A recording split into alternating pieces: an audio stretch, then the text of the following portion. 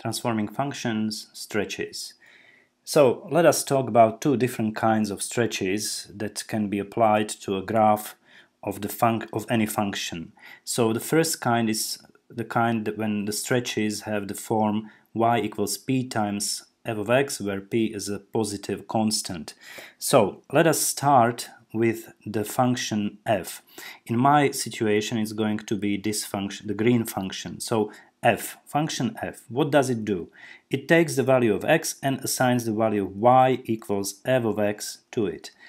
The function f can have arbitrary formula, whatever you can imagine. In our case, it looks like a quadratic function, but it may be something else, whatever. Okay? Now, what you need to do now is to imagine a second function, function g. This would be the function, the red one is the function g, and the g function is defined in the following way. The vertical value on the graph is given by the formula p times f of x. So it's this formula here, where p is a positive constant. So how do we obtain the point on the graph? The point on the graph of the original function, the point A, has the coordinates of x and f of x. It's very easy. This is the value of x on the x-axis. In our case, it is 3. And we assign the y value to it by the formula f of x. This is the point on the graph of the green function. And now when we want the point on the graph of the new red function, what we need to do, we need to take the same value of x, and for the given value of x, for the same value of x here, calculate a new different value of y, which is p times larger. Okay, so this point B must have the coordinates of x, the same x, and p times f of x, like this. Okay, so its vertical coordinate is p times as big as the vertical coordinate of the green function. Okay, and therefore we are talking about the stretch, because now when you move the x value along the x-axis, also point A and B will move, and as point A will trace out the green original function, the point B will trace out the new red function. Let us see it in motion. So I have to open this simulation first, so it should be p times f of x, this one, edit. Okay, so here it is. Let me enlarge the window. Now, if I move the x, you see that points A and B move together, and it looks like, in my case, p is set as 4, so it looks like this distance of point A from the x-axis and the distance of point B from the x-axis are related. Point B is 4 times as far away from the x-axis as point A. And this is true for whatever position of x I choose. B is always 4 times further away from the x-axis. Now, this is true also for those points for which the f of x is negative. So this time A is below the x-axis and B is 4 times as much far away as point A was, and this means that its vertical coordinates is even smaller than the vertical coordinate of point A. There are points, however, in which A and B will be the same, and these are the points in which the green function f crosses the x-axis, so these are the x-intercepts. At x-intercepts, both functions have to have the same value, because this time point B is at 0 distance from the x-axis, and if you multiply 0 by 4 you still get 0, so the point B has to be also on the x-axis. So this is how it works. If P is decreased, it changes this stretch to a lesser amount or whatever. If p is just 1, then these two functions should be the same, because you have p1, so g of x is just 1 times f of x, so they are equal. And when p is less than 1, like this, you can see, let us observe here, for example, at this point, the original point A is here, and point B is closer to the x-axis this time, and the reason for that is that P is 0.5, so it has to be at 1/2 the distance from the x-axis as point A this time. Okay, so this is the model. Now let us go through some conclusions. So for y equals p times f of x, p is positive. The effect of p is to vertically stretch the graph by the scale factor p. So you saw the situation when p was 4, so it was vertically stretched by scale factor 4, and you also have seen the situation when p was 1/2, and then it was stretched by the scale factor 1/2. If p is greater than 1, it moves points of y equals f of x further away from the x-axis. So when p is greater than 1, it's an enlargement, and I would say it moves points of the red graph further away from the x-axis as the corresponding points of the green graph are. When, on the other hand, p is between 0 and 1, it moves points of the y equals f of x closer to the x-axis. You have seen the situation when p was 1/2. This is what happened. We could say that for p greater than 1, we have the stretch, and for p between 0 and 1, we have a shrinkage of the original graph because it's shrunk towards the x-axis, while for p greater than 1, it's stretched away from the x-axis. Okay, so this is it for this first kind of stretches.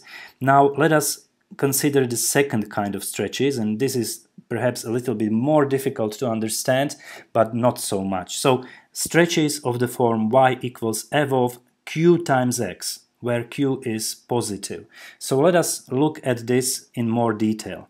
So let us imagine that you again have the point of x on the x-axis, the value of x, and you need to assign the function value of this new function. So the original function was f, y equals f of x, and the new function g is the function y equals f of q times x. So this is the new function which we call g.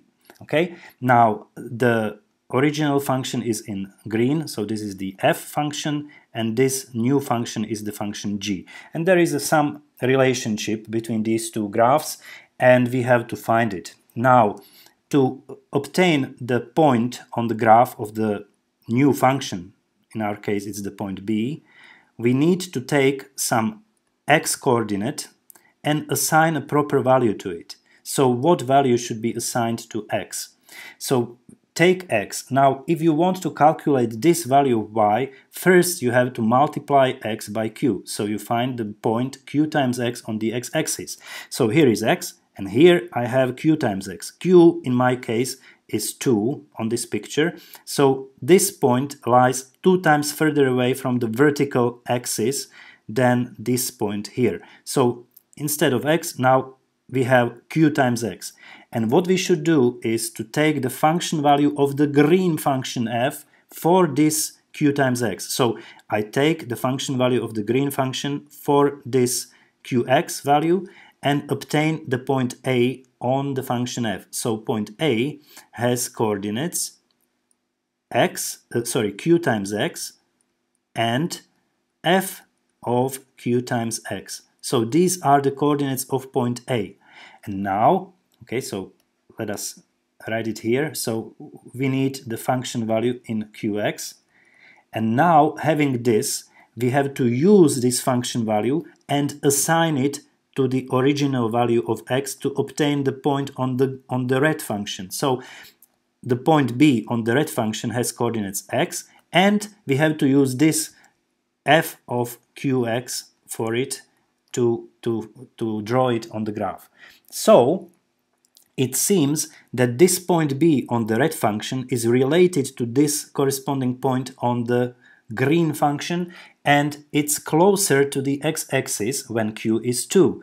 It's 2 times as close, so it's half the distance from the, not x-axis, sorry, the y-axis. This is the y-axis here. So okay, so Now, if we take this point x and move it along the horizontal x-axis, also point B and A will move, and the point B will trace out the curve of the function g that we are interested in.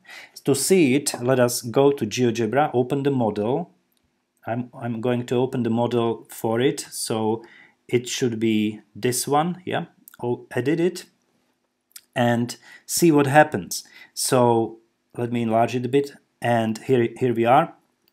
So I can take the x value and change it, and as I do, you see that point A and B are related, and since q, well, let me set q properly, q should be 2, q is 2 now. Since q is 2, you can see that point A is always twice as far away from the y-axis as point B. So if B is close to the vertical axis, also A is close, but not so close as B, but twice as far away. Okay, so it means that the graph of the red function g is related to the graph of the green function, and in such a way that it is stretched. Okay, now let me change the q factor. Okay, this coefficient.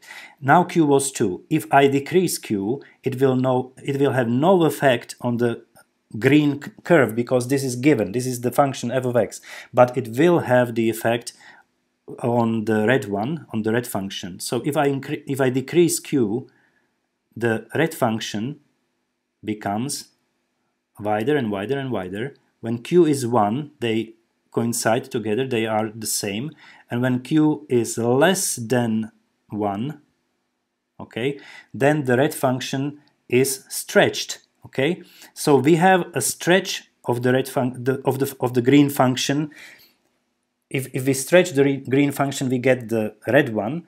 We have the stretch for q which is less than 1, and we have a shrinkage for q which is greater than 1. Okay, so this is somewhat turned around. So when q is greater than 1, the red function is obtained from the green one by shrinking it, and when q is less than 1, like this, the red function is obtained from the green one by enlarging it, by stretching it. Okay, so let us go back to the presentation and try to summarize. So for y equals f of q times x, where q is positive, the effect of q is to horizontally stretch the graph by scale factor 1 over q. So when q was 2, then we had to stretch the graph by the scale factor 1 over q equal to 1/2 or 0.5. So it was stretched by the scale factor 0.5, which in effect is the shrinkage twice. So it shrunk twice towards the y-axis. Okay, so this is the horizontal stretch or horizontal shrinkage. We are using the term stretch even for situation in which the function is actually shrunk.